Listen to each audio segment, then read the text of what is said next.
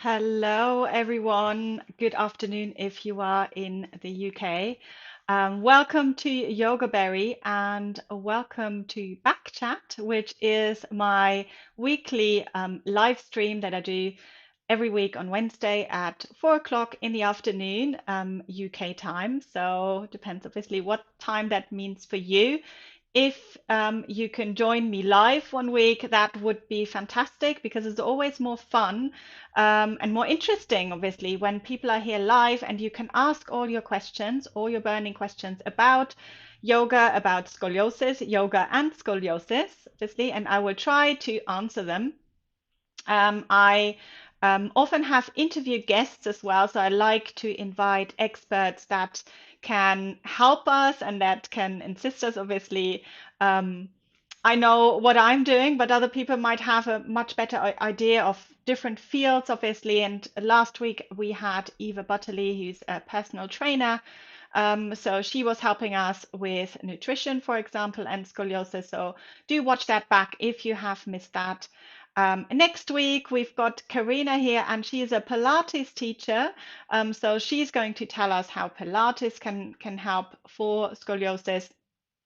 So yes, make sure that you tune in every single week or you catch up afterwards as well. So today, what I'm going to be talking about is mild scoliosis.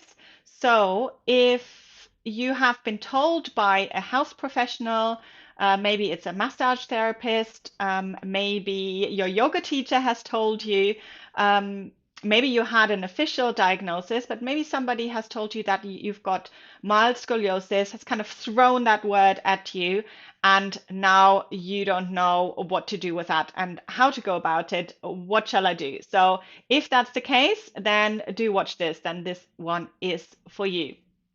So, for those of you who don't know me, my name is Christine Jareggi-Berry, and I'm a yoga teacher. I specialize in yoga for scoliosis.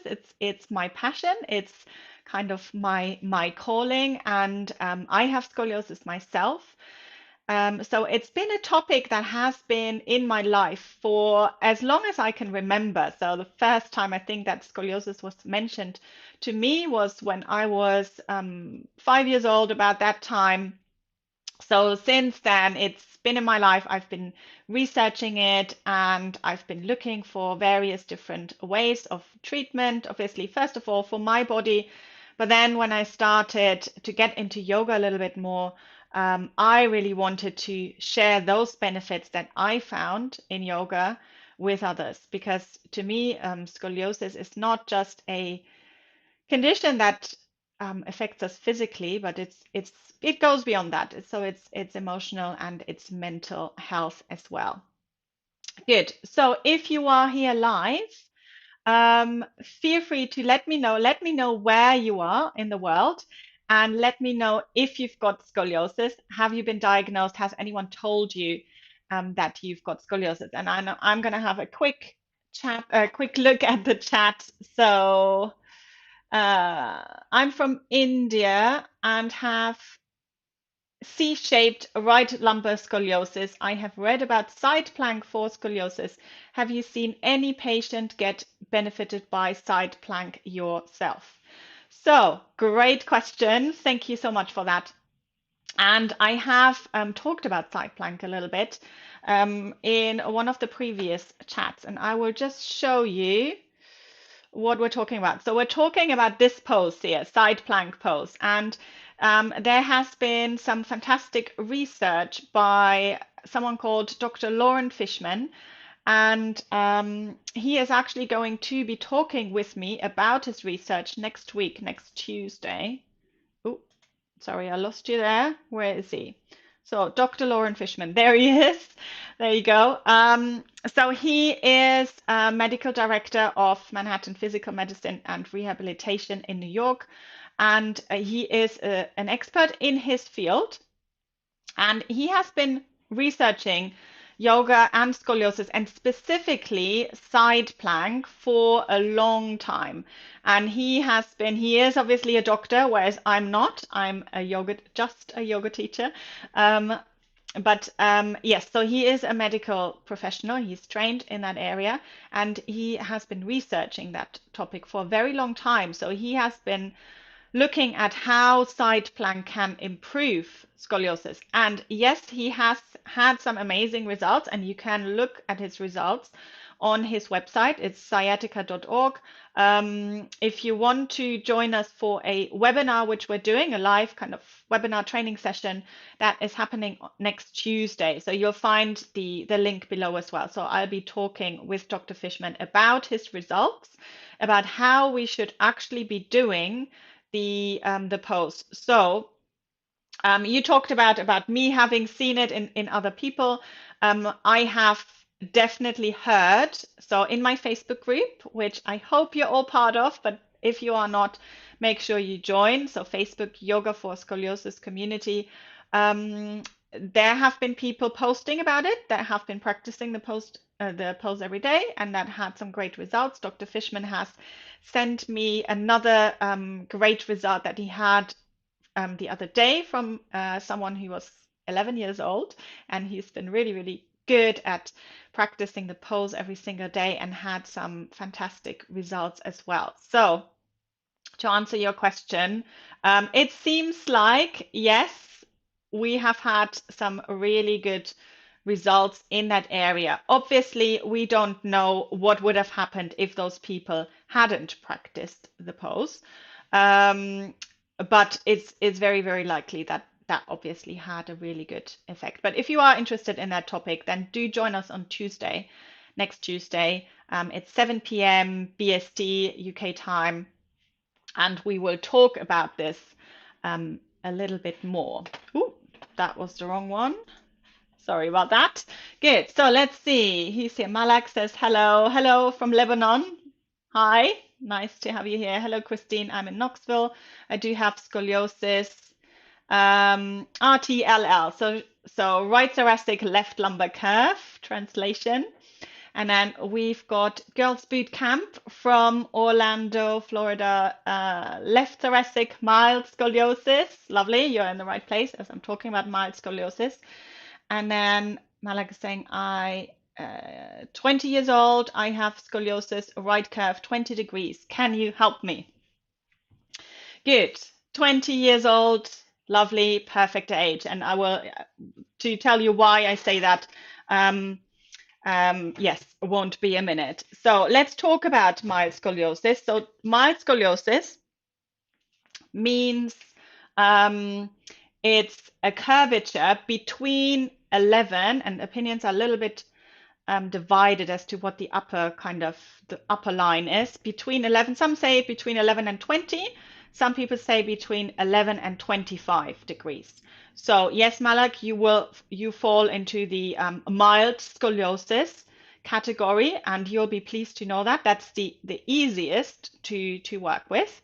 Anything above that gets moderate. And then again, opinions are divided when it gets severe, but some people say 45 degrees, some people say 50 degrees. It's when it's getting to a severe stage.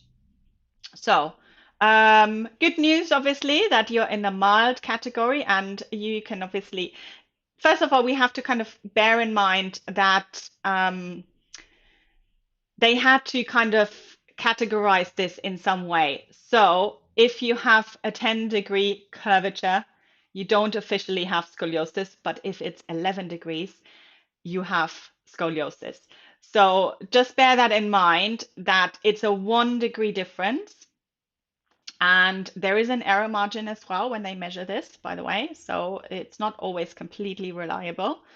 And then also, this obviously, you've been given that label, you've got scoliosis or you don't have scoliosis, but it's only 1-degree difference. So just bearing this in mind. So first of all, when you got the diagnosis, somebody told you you've got mild scoliosis, is first of all a shock to the system, isn't it? So I've got scoliosis.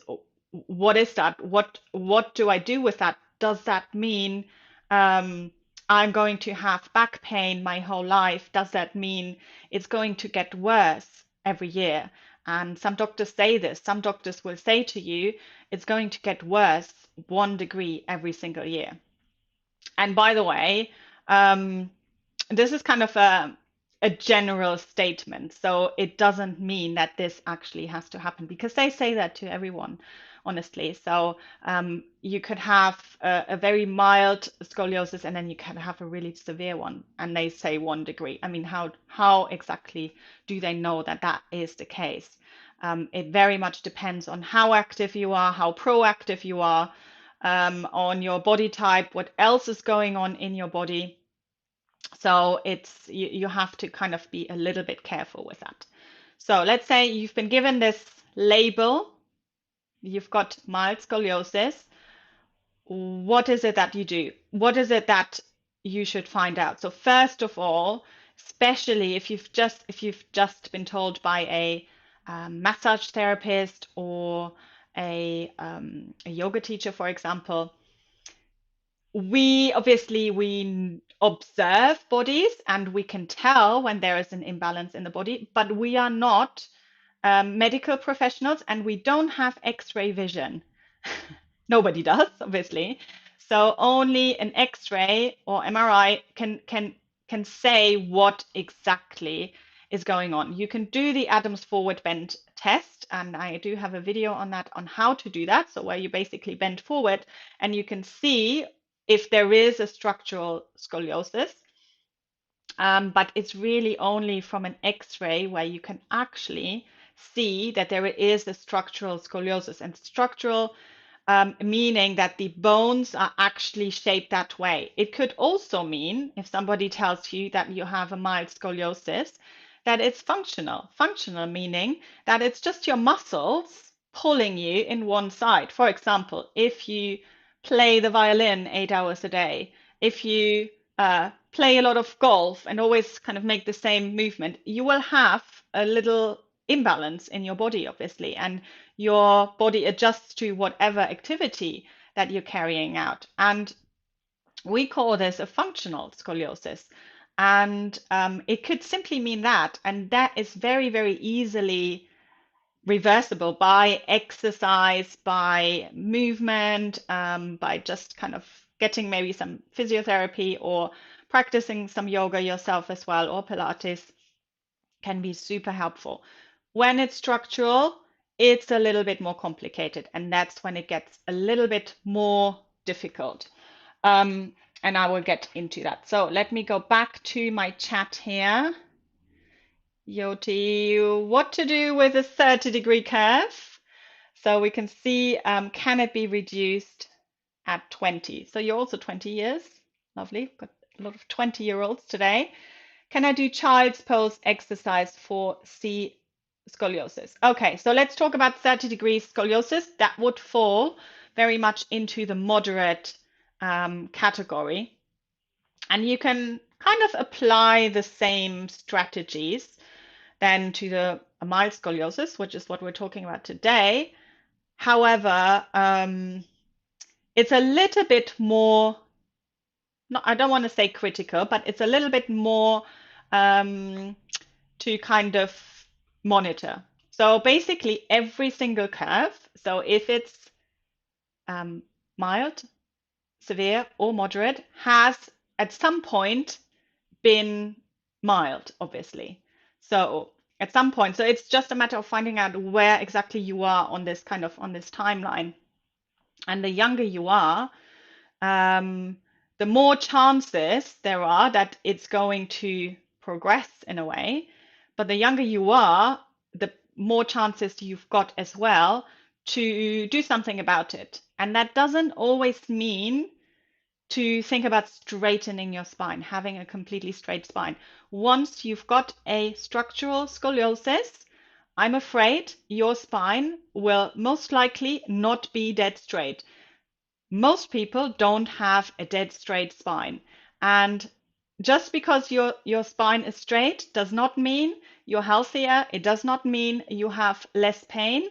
And it does not mean that you're happier in life. So just bear this in mind. What this is all about is trying to find a way that your body can cope with whatever shape you've got of your spine, that you're not suffering from pain, and that it doesn't become worse. So that is going to be your goal. And obviously, yes, if you want to kind of look into the reducing curvature kind of category, then do check out Dr. Fishman, as I was talking about earlier, because he is doing the research into how to reduce it. What I'm trying to do is make you feel good in your body and make sure that you can move properly, that you're healthy until obviously now 20 years old, but also when you're 30 years old, when you're 40 years old, when you're 90 years old. So that is really that is my wish for you. It's not about you having a completely straight spine, because I know that just because people have a straight spine, it doesn't mean that they're any happier or that they have any less problems. So, little side note for me. I hope that makes sense. I'll come back to that child's pose question. So, child's pose, I can't demonstrate it at the moment, but it's basically when you're kneeling and then rounding and then kind of dropping the head down. So, is your question if this is a pose that you should avoid? Or is that a question about, is it specifically beneficial? Is it something that you like practicing? So you need to give me a little bit more information about this when if you're here. Good. Why convex side is said to be weak, even though it has more hard muscles on that side, while concave side looks more less muscular and is said to be hard. Very good question. So going to show you a little this picture, just so we all know what we're talking about here. So this is what, and I can't, sorry, I don't know how to say your name, Piash, maybe. So what he is saying, I can see it's a man, I think, because I can see a picture. Sorry if I don't have my glasses on. But so this is what we're talking about, convex, concave side here. So we've got this one is more of this is a thoracic curve actually. It's mainly, you can see the purple bits here. That's the thoracic spine. The blue one is the lumbar spine. So the lumbar spine is straight, and then there's a curvature in this thoracic spine, and the neck is straight as well. So this is obviously not a real body, but this is just to show what scoliosis could look like. So convex side is basically the side where it's arched out, and then a concave side is where it goes in. So what you were talking about is that the convex side feels like it's the strong side, and the concave side feels like it's the weak side. And what we are saying with the side plank, and by the way, the side plank is to correct lumbar curves, so it wouldn't be for this curve at all. So this is not the pose for you to practice if you have this type of curve. Side plank you would practice on the convex side. So the purpose of side plank is to strengthen this side. I don't think you can see my mouse, isn't it? I'm kind of hovering in over at the moment. But the purpose of side plank is to strengthen this. See if I can point there. That part. That was a bit awkward. So it's to strengthen the convex side, to pull the spine, to kind of contract the muscles a little bit more, to pull the spine into the midline and to widen that space to lengthen the concave side. So that is the purpose. This is why we're practicing this on the convex side. Again, it's not for this type of curvature. It's not for the thoracic curvature. And again, Dr. Fishman is going to tell you more about that on Tuesday in the webinar. But what was I going to say? So yes, it feels like there are more muscles on your left side, but that's also because there is a rotation. So remember, it's a 3D condition. So there is also rotation in the spine. So those kind of, especially the rib cage, comes out. Now, if you are talking about your waist and the lumbar curve, yes, it does feel, and this is the curvature that I have. Yes, I do feel it's more bulky on the left side than on the right. So I've got a left convex lumbar curve. I agree with you there. It feels like there's nothing really going on the right side. But basically, what's happening is that the muscles on the convex side are long and tight, they're overstretched. And then on the concave side, they're short and tight and they can't release. So on the convex side, they need to be able to release or kind of contract. And on the concave side, they need to be able to lengthen. So this is the kind of the principles that we work with in yoga for scoliosis in every single yoga pose. We are making sure that you are adjusting your poses, that this is happening for your curvature. That you're lengthening what needs to be lengthened and that you're contracting what needs to be contracted to bring the spine in an optimal position. So let me know, long-winded explanation, let me know if that made sense and if that helps at all. Good. So where are we? So I have functional scoliosis. Will I be able to fix this completely, be 100% pain-free? If you have a functional scoliosis, and I've talked a little bit about this beforehand, so functional meaning that it's the muscles mainly that are affected, and you have to kind of ask yourself how it got there in the first place. So there must have been some, it might have been trauma, it might have been injury, that you had an injury for a long time, were dealing with that, and the body compensated in a way. It might be your daily activities or whatever you do that kind of caused this functional scoliosis. But yes, that is very much reversible if you make some adjustments to your lifestyle and if you work on your body, obviously. Again, with the structural scoliosis, it's a little bit more difficult. Good. So Yoti is saying I have a C curve in the lumbar region. So I was suspecting that. So that is probably, it's different to the picture that I've got up here, obviously. So it will be more in the blue area, but it's only going into one direction. Good. So what is the effective exercise to reduce pain somehow? So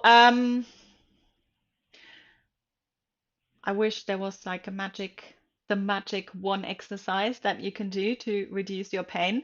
If you look at my channel and at the exercises that I've got, obviously there's a lot that you can try out there. There's specific playlists for lumbar scoliosis, for S-curve scoliosis, C-curve scoliosis. So in your case, if your curve is just in the lumbar spine, look out for the lumbar scoliosis, not the C-curve scoliosis. Because talking about C-curve, I usually mean that there is a large curve which goes into the thoracic and into the lumbar spine. So I would look at the lumbar scoliosis if that is what's happening in your body, obviously. And there's a lot that you can do. Anything that is building up strength in the lower part of the body, working with core strength, with releasing the tight side. And just remind me of your curvature. Oh, it's 30 degrees, isn't it? Okay, so it's 30 degrees. So I would work with adjusting the poses. If you had a mild scoliosis, if it's quite mild, I would actually almost say work more symmetrically because it's not quite that much. There's a little bit that you can do, but it's better to, if you have mild scoliosis, that you work with someone directly, if you work with a yoga teacher or physiotherapist. Most of us offer online sessions nowadays, and just kind of tweak your poses and find a way to kind of, or get someone to design an exercise program for you that you can do. But if you have a 30-degree curve and you know which direction it's going, there's plenty of videos that I've got on my channel that you can try out. Let me know if you tried any of them. So sorry, to come back to reducing pain, it depends. Where is your pain? How often do you feel your pain? Um, yes, and then again, I can probably narrow this down a little bit. So I have left C lumbar scoliosis. My friend suggests me that you should do child's pose. Oh, did you ask about child's pose before? That was your question, wasn't it? Leg drop, arm reach, and side lying shavasana. Are these exercises can help me or increase my angle? Did you tell me what your curvature is? Left C. So left, again, I wouldn't call this a C curve. I would just call this a left lumbar curve. And just look at your X-ray and see if there is compensation going on towards the right in the thoracic spine or not. So that's important to find out. So I kind of think I know what you mean, but child's pose is not the right pose for you, I think. Look at extended puppy pose. And again, this is a pose that I usually do because child's pose, you're kind of going into flexion, you're going into rounding the spine. Extended pose, extended puppy pose, you're lengthening through the spine. So that's one of the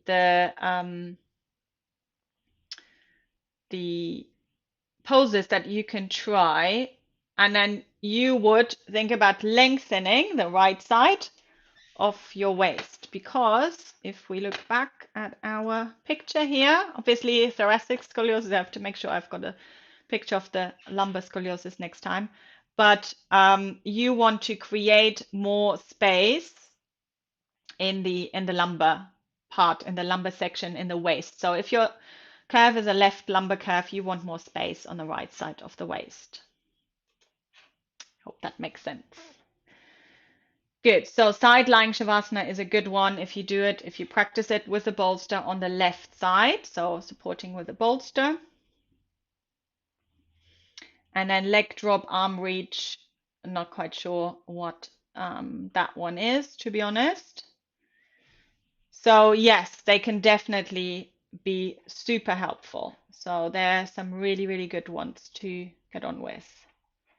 Good, lovely. So let me look back at what I wanted to tell you as well.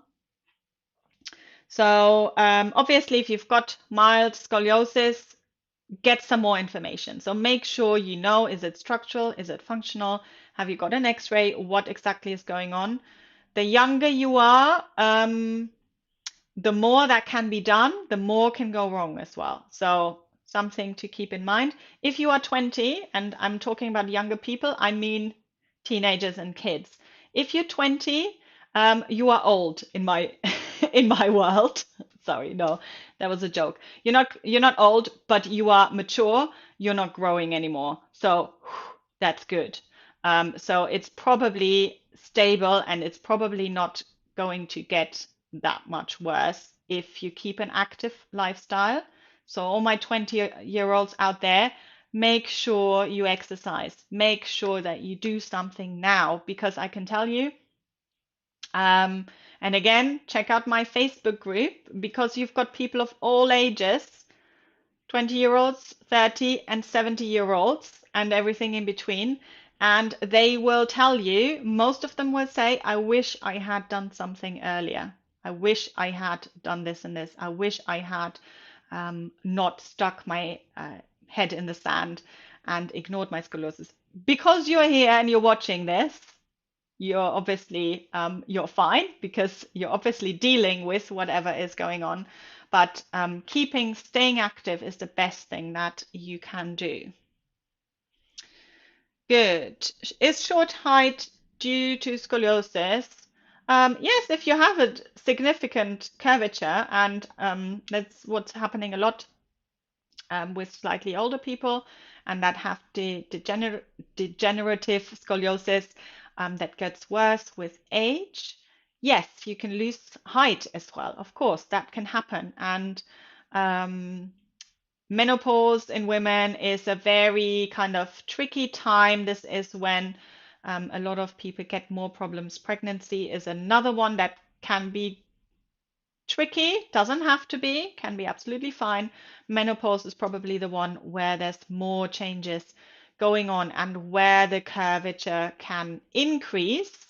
If the curvature increases, obviously it means that you are losing body height. So whatever you do, lengthen your spine. Whatever you do, look at the yoga poses that lengthen your spine. It's not rocket science, honestly.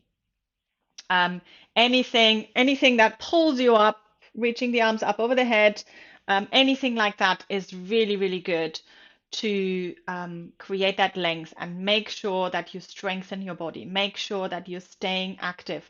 I've just talked to someone today, one of my one-to-one clients, and she said she's got a very severe curvature actually, and we don't know the exact degree, but it looks like the higher end, definitely a severe curvature. And she said that her parents meant very well, but they basically kind of wrapped her in cotton wool and didn't let her do any exercise because they thought she could get hurt. And obviously, parents want the best for their children, but that was probably the worst thing. So really, what they should have done is should have encouraged her to exercise, to keep fit, to stay healthy. So yes, that's that on this. So why extension is important and flexion, because you suggested extended puppy pose. Flexion is a problem in a way, and it doesn't have to be. If it depends on why you want to do flexion. Yes, so I'm not saying you stay away from flexion completely. I'm saying that ask yourself, why are you doing it?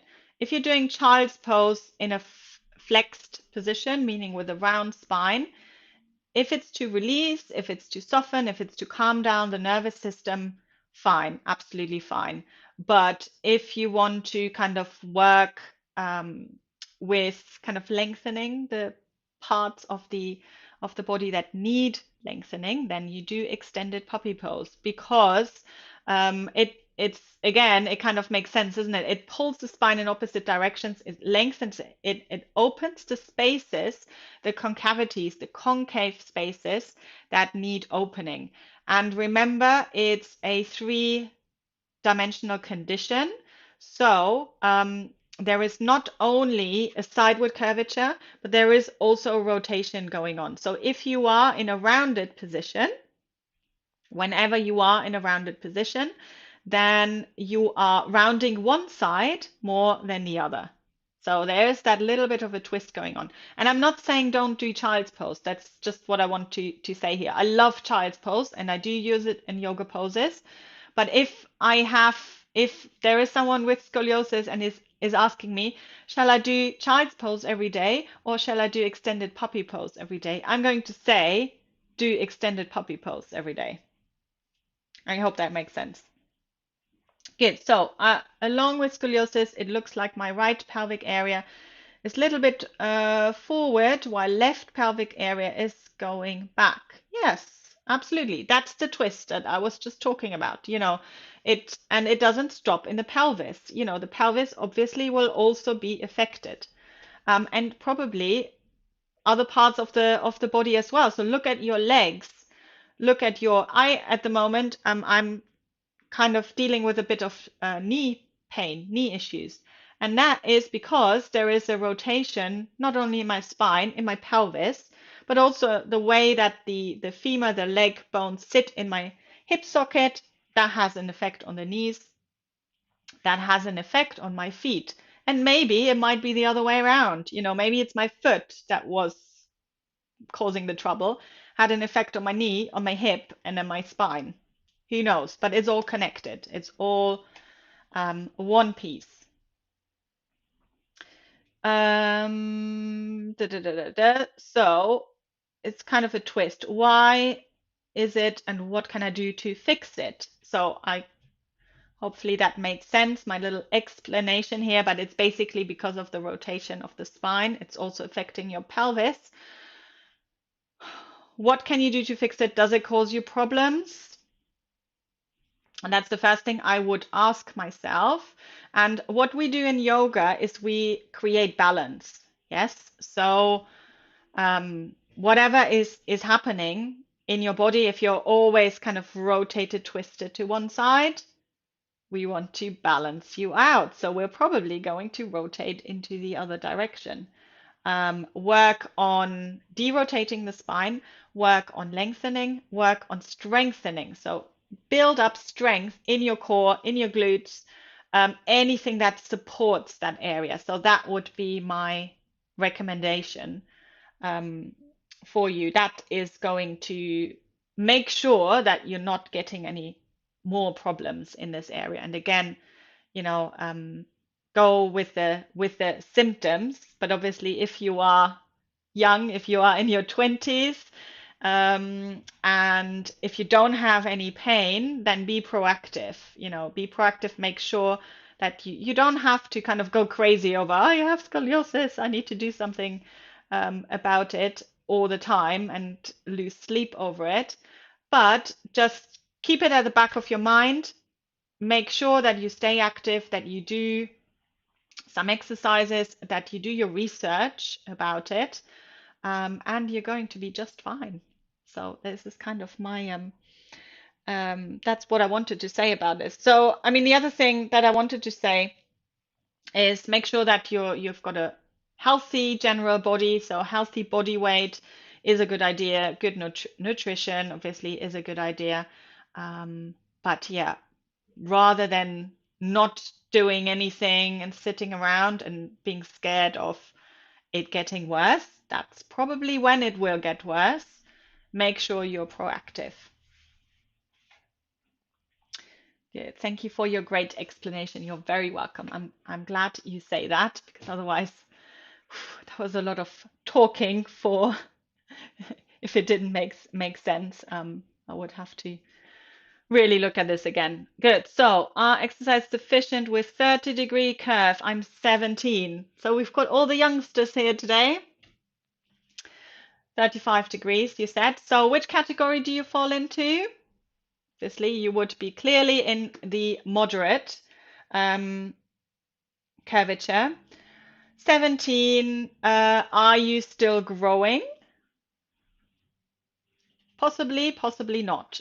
So girls usually grow earlier on. So if you might not. Boys sometimes go later. Again, this is kind of a question for your doctor to find out if you're still growing. If you're still growing, I would look at a brace or something like that to make sure that the body kind of stays stable. You can do it with exercise as well, but you're going to have to be really, really disciplined and you're going to have to be doing this every single day.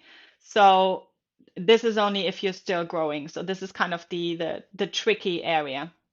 If you're not growing anymore, you're all right. And you want to make sure that you do your exercises and you stay healthy to make sure that it doesn't get worse. So, I'm going to leave it at that, I think, today. So thank you so much for all of you who joined in. It's been really, really fun. It's, as I said, it's always nicer when there's people who chat with me. So I'm here every week on Wednesdays at 4 p.m. BST at the moment, UK time, to chat about scoliosis and to chat about yoga. Again, I am a yoga teacher, so that is my speciality. And next week, I've got Karina Teak here, and she is a Pilates teacher. So she is going to be talking about some exercises that you can do from a Pilates point of view. And I'm really excited to hear her story as well. And yes, I hope you can join me for that.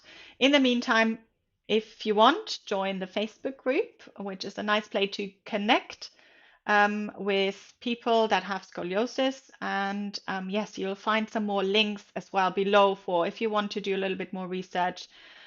Plenty of practice videos on my YouTube channel, so no excuse for you.